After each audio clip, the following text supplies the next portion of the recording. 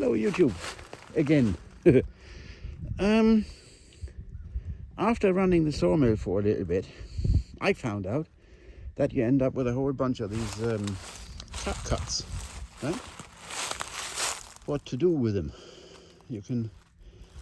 I don't have a chipper that's big enough to take these guys, or I'd have to cut them into 4-inch strips and then run them through the chipper, which is something I may eventually end up doing with some of that stuff. But I found another way of using them.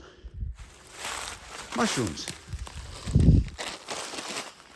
So I got some, I don't know whether that shows up on the camera. Yeah, it does. There you go. I got a bunch of shiitake mushroom plugs, and I'm planning on just drilling a bunch of holes. Actually, I've started here.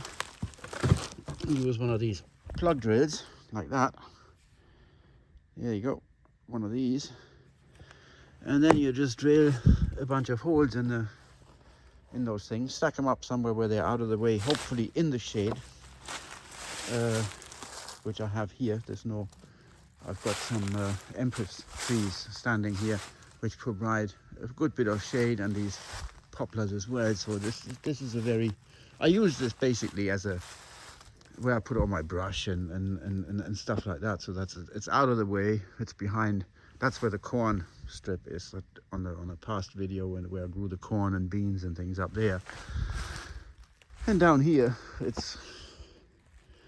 doesn't bother anything or anybody, so I can inoculate these boards, just keep them here and just forget about it, and then in a few weeks, months, whatever, depending on temperature and rain and stuff, there should be some mushrooms popping out of this that I can use in the kitchen.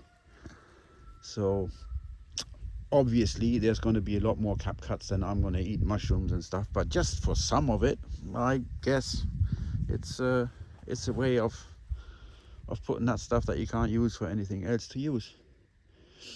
And I'll probably end up throwing some through the chipper at some point as well, but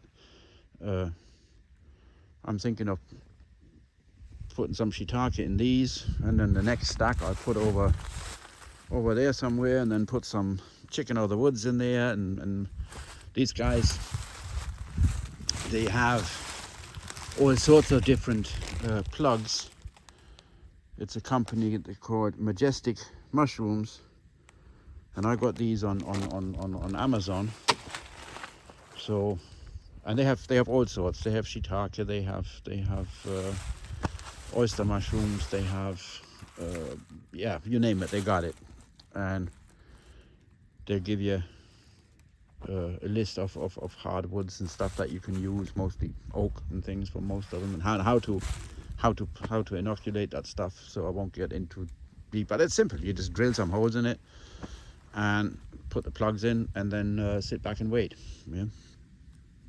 Don't hold your breath that long though, but you know, it's a way of utilizing this stuff. And then when it starts rotting and the mushrooms have eaten their fair share of it, should be fairly easy to just crunch this up and use it throw it back out in the woods, and provide other trees with nutrients.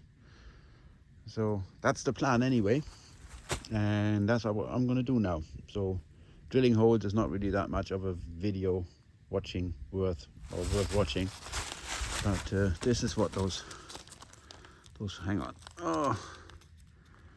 those plugs look like.